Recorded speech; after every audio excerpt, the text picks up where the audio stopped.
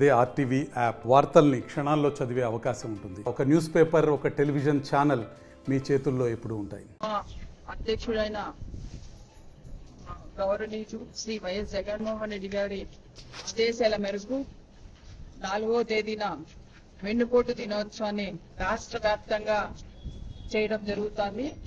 ఆ దిశలో భాగంగా ఈరోజు మేము నంద్యాలలో ఈ పోస్టర్ రిలీజ్ కార్యక్రమాన్ని చేపట్టడం జరుగుతుంది. కూటమి ప్రభుత్వం అధికారంలోకి వచ్చిన తర్వాత అధికారంలోకి సూపర్ 6 అనే పథకాలు తీసుకొస్తామని అధికారంలోకి రావడం జరిగింది. ఈరోజు అధికారంలోకి వచ్చిన తర్వాత ఏవైతే వాళ్ళు సూపర్ 6 అని చెప్పారో ఆ పథకాలను నిజంగా అసాధ్యమైనటివి, అమలు పరచలేని వాటిని వాళ్ళు పథకాలుగా తీసుకురావడం జరుగుతుంది. ఎందుకంటే ఈరోజు సంవత్సరం అయినా కూడా ఒక పథకం కూడా అంటే అమలు పరచడంలో కంప్లీట్ గా ఈ కూటమి ప్రభుత్వం ఫెయిల్యూర్ అయిందని చెప్పుకోవచ్చు. ఎందుకంటే మీరే గమనిస్తున్నారు, ప్రజలందరూ కూడా గమనిస్తున్నారు. ఏంటంటే ఈరోజు దీపం పథకం తెచ్చాము అని చెప్తున్నారు. దీపం కూడా పూర్తి స్థాయిలో అమలుపరచలేదు. ఎందుకంటే కొంతమందికి వచ్చింది, కొంతమందికి వాళ్ళ అకౌంట్ లో అమౌంట్ కూడా పడలేని పరిస్థితి. అదే విధంగా ఇంకా నెక్స్ట్ చూసుకుంటే పెన్షన్స్ కూడా ఎవరైతే ఉన్నారో వాళ్ళకు మాత్రమే ఇచ్చుకుంటా ముందుకెళ్తున్నారు. అదేవిధంగా చెప్పిన హామీలన్నీ ఈరోజు అమ్మఒడి నిజంగా పేద కుటుంబాలు, పేద పిల్లలు, ప్రతి విద్యార్థికి చదువు అనేది చాలా ఇంపార్టెంట్. ప్రతి విద్యార్థి చదవాలని, చదువుతో ముందుకెళ్ళాలి అంటే కంపల్సరీ వాళ్ళను ఆర్థికంగా ఆదుకోవాలి. అంటే ఈ ప్రభుత్వం ఏం చెప్పింది, మేము అమ్మకు ఖచ్చితంగా తల్లికి వందనం అనేది ఇస్తామని చెప్పారు. వాళ్ళు ఆ రోజు చెప్పారు, వాళ్ళ మినిస్టర్ గారు చెప్పారు, మీకు 15,000, మీకు 15,000, మీకు 15,000. చివరికి కడుపులో ఉన్న బిడ్డకు కూడా మీకు కూడా 15,000 అని చెప్పడం జరిగింది. ఈ రోజు అన్నింటికన్నా ముఖ్యము తల్లికి వందనం. పిల్లలు స్కూల్ స్టార్ట్ అవుతున్న వెంటనే తల్లికి వందనం ఇవ్వాలని ఆలోచన వాళ్ళకు రావాలి.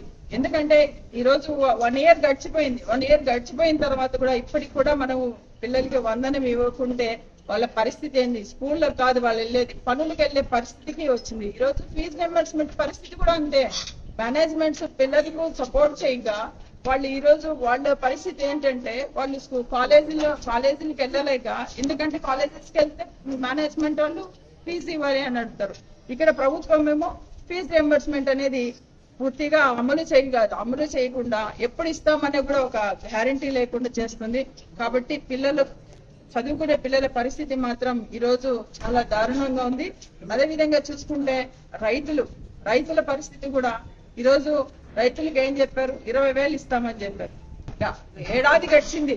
ప్రతి రైతు ఈ రోజు పరిస్థితి చూస్తుంటే అసలు నిజంగా వాళ్ళు వ్యవసాయం చేసుకుంటున్నారంటే నిజంగా చాలా బాధాకరమైన పరిస్థితిలో ఈ రోజు రైతులు ఉన్నారని చూస్తున్నాం.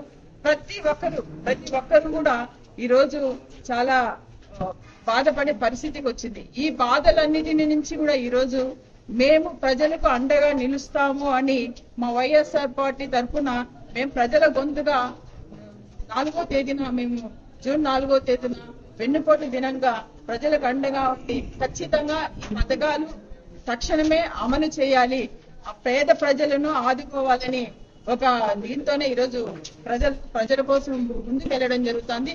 ఎప్పుడు కూడా జగన్మోహన్ రెడ్డి గారు ప్రజల మనిషి, ప్రజల్లో ఉన్న మనిషి కాబట్టి ఖచ్చితంగా ఈ ప్రోగ్రామ్ 100% సక్సెస్ అవుతుంది.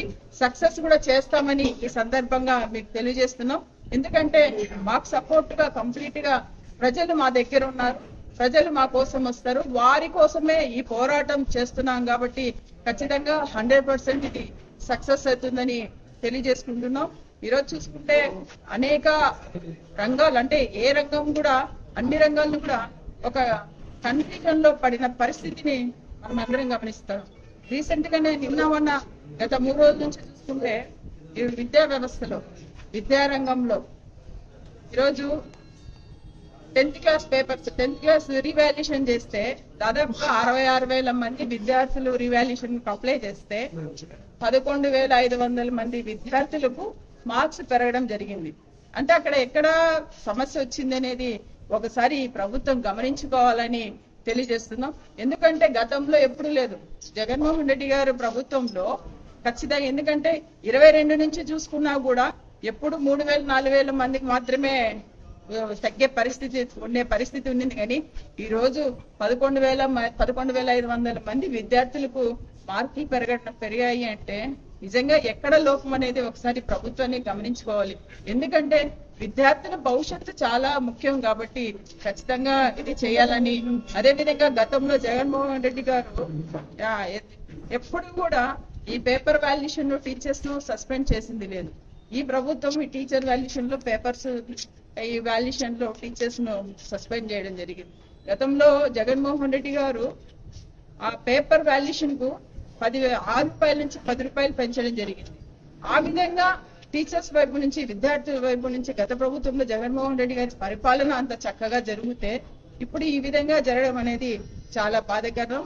ఈ సందర్భంగా ఇలాంటి సమస్యలు మళ్ళీ కూడా రిపీట్ కాకోకుండా ఈ ప్రభుత్వం చూసుకోవాలని కోరుకుంటూ, అదేవిధంగా ఇక్కడ మాకు తెలిసిన వరకు ఈ మిస్టేక్స్ ఎందుకు జరిగిండొచ్చు అంటే ముఖ్యంగా ఒక పేపర్ వాల్యుయేషన్ చేసే టీచర్స్ కు మెయిన్ మంచి సౌకర్యాలు, కొన్ని చోట్ల కనీస సౌకర్యాలు లేని పరిస్థితి కూడా ఉంది.